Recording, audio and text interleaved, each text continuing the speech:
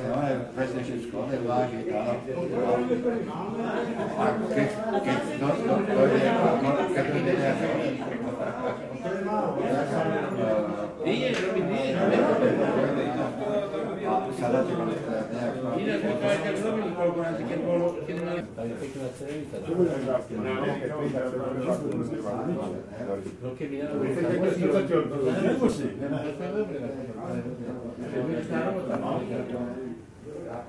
Kontrolné stavby sa musia každých 5 rokov. Do obdobia, že ide zbrojný preukaz. Keby sme urobili, kedy ten výš pre... Nebol zrobené, videli za pol roka, spravili. Nemá to nič poriadané, nič tam nebolo.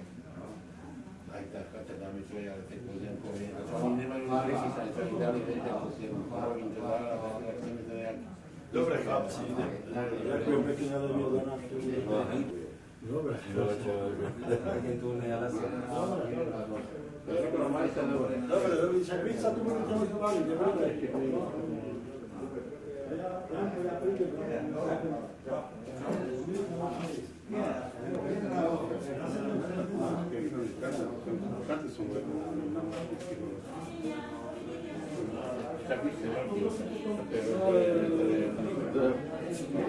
Úrad decuje, že to je za papier, nemá význam. Jezdíme v domovine. Ten takým náporom, ako týchto roky, týchto posledných 80 začína sa to teraz vyvíjať. Predpokladám. Bol taký úslom, že teraz sa to začína pomaličky postupne ako vyvíjať.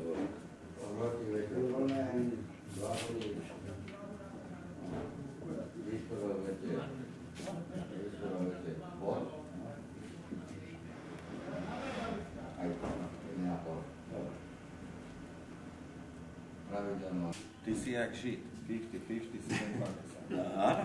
No čo? A keď mu dáš hen tam a túto honec raží? No však dobre, no ale daj aj tam a uberaj tam. Ale nepozor, hen tej tabulke to nemá, one. Má starú tabulku, áno. To má starú tabulku, áno. Čo? To má starú tabulku, áno. Lebo som mohol povedať, hen to, áno. A keď má starú tabulku, tak... Nepravidelný je, to je jednoznačné. Tam ti to až bučí. Áno, áno. Ale však... 6 bodov dole. No, áno.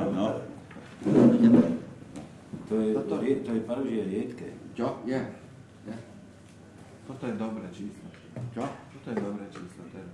Áno, to číslo. Daj. Dobre. To je veľa, 111 bodov. To je boha. Keď to bude bodovať komisia, tak to nebude mať na medailu vôbec. Ne.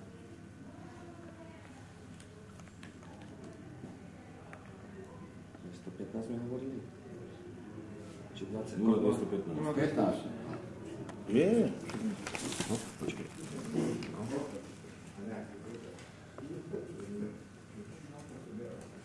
Daj, 19. Áno. One pravičári, čo neviem merať, one naopak, áno. Ty si one. On je, má toto, Dušan to bol ľavičár, áno, 18-7, áno. Vlastne one, Martin to, čo hovorím, one, Dušan to, čo na to, one. Čo si to dokonal?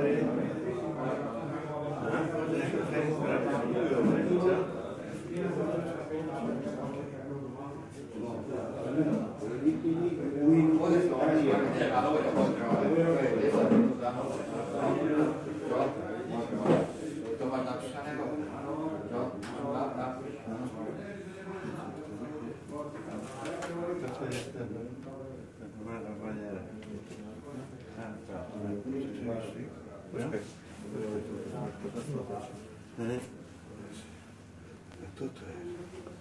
Tak, čo? Ale... Neviem, koľko, tak musí to...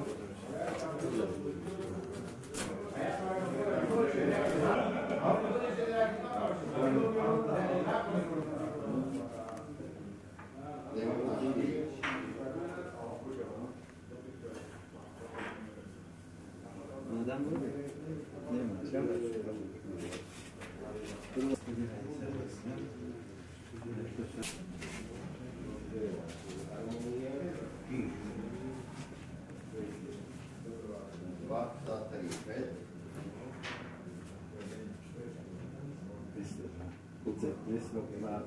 Ja som tak počul, že keď ty ktorý dá hore, na svoju vodu. 2,5 voda mi píše dozraté. No, 205. Máme. 78. No, 4,5 vody je lepšie ako 5.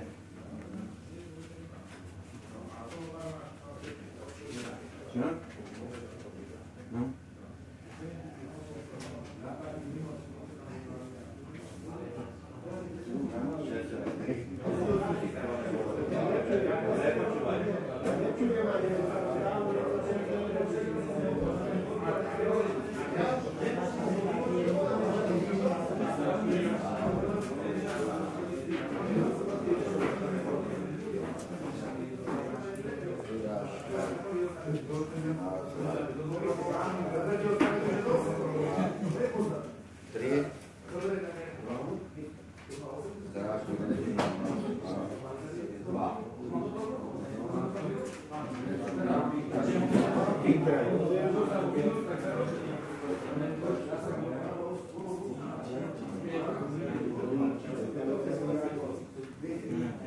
Účasť na zasadnutiach je v priemere 92%.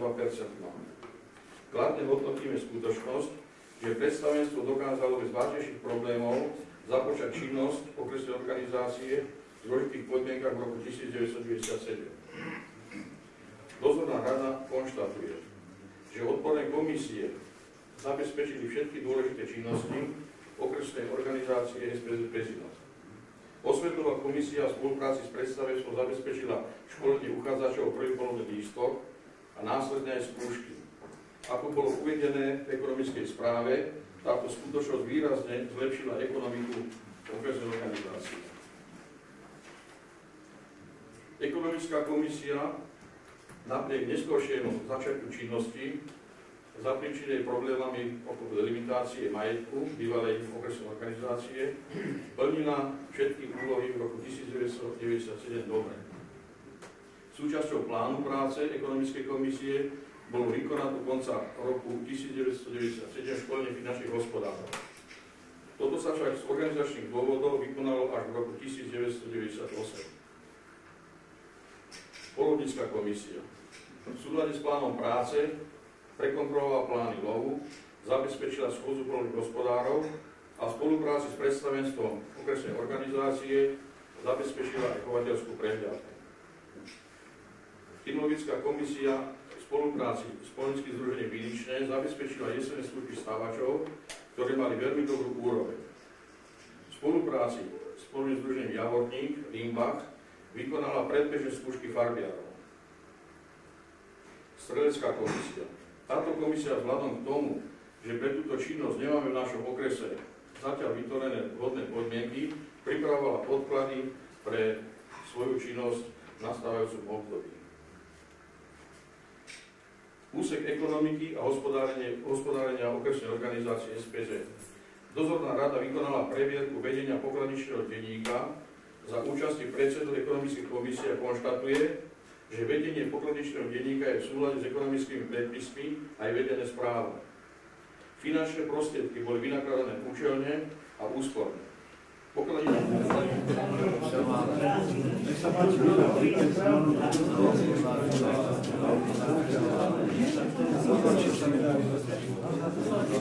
Čo, počkaj, chceš na kontrole čo to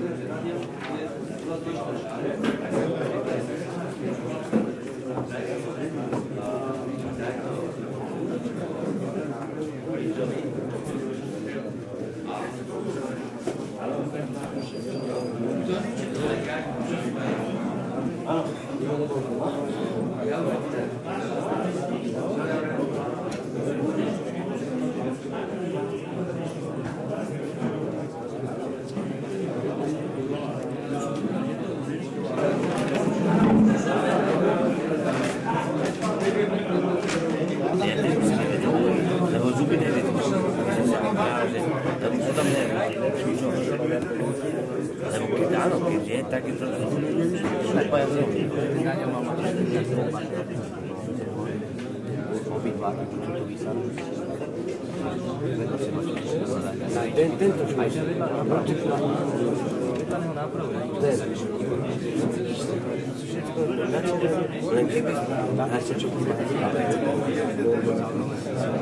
lebo nemám tu tabulky, jednoducho nenájdeš kus podľa tej tabulky, je to naozaj.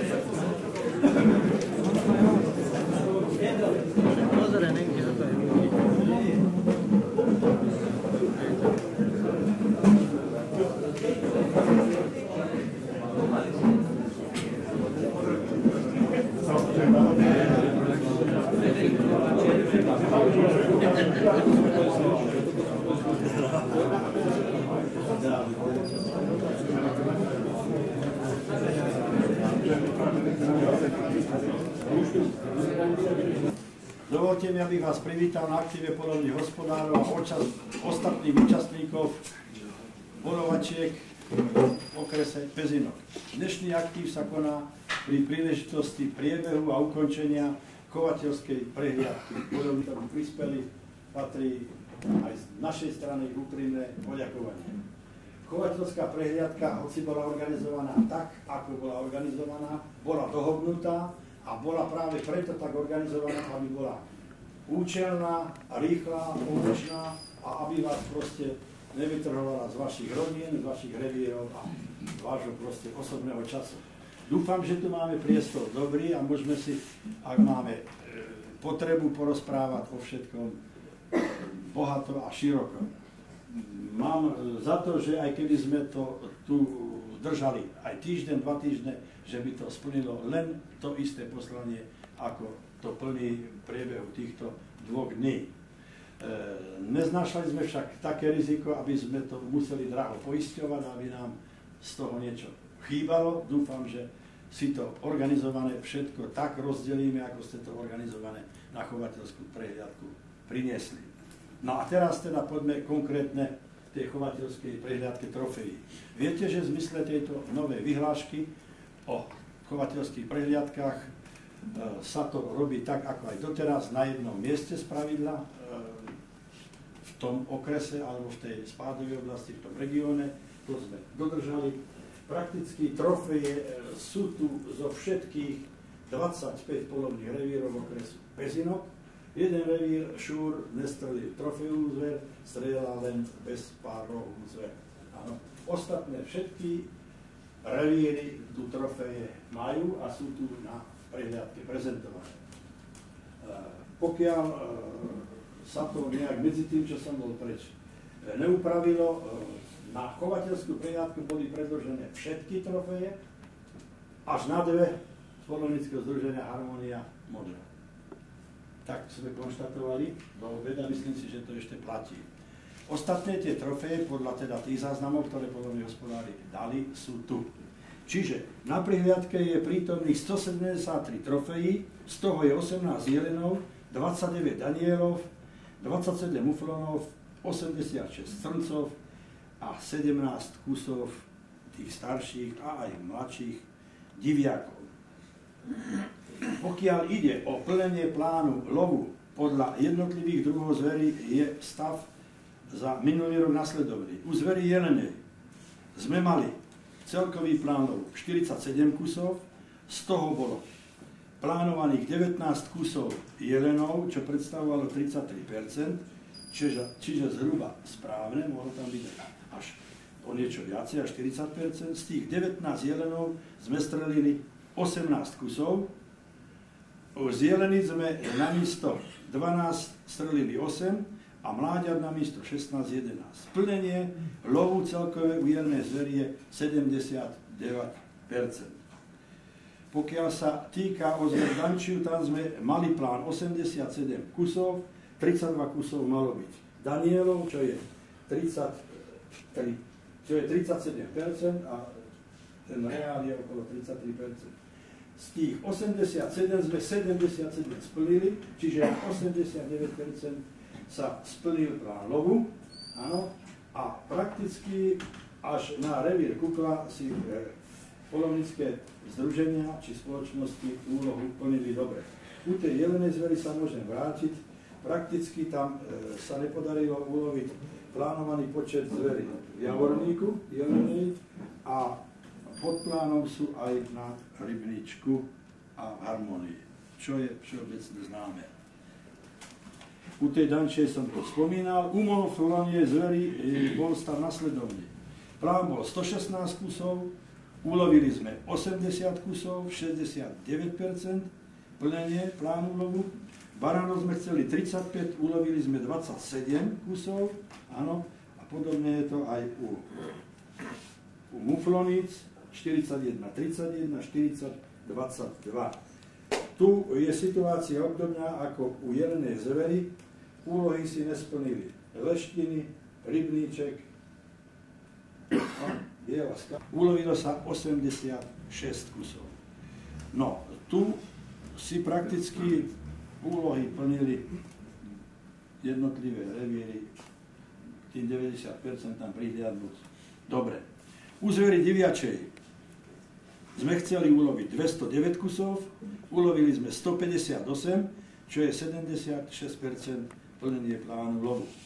Strelili sme 17, ako som už spomínal, starších diviakov, 9 diviačíc, lanštiakov 41 a diviačat sme strelili 91 kusov, čo je zhruba o 10% menej, ako by sa predpokladalo v štruktúre plánu lovu odstreliť.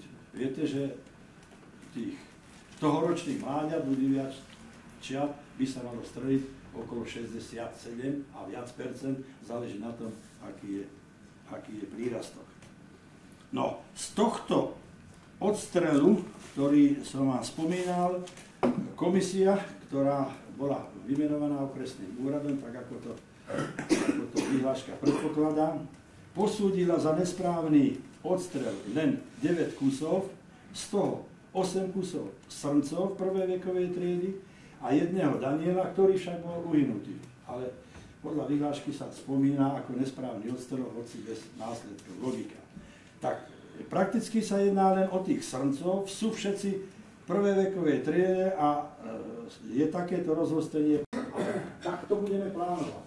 Môžem to slovo vysvetliť teraz, čo sa tým myslí, áno?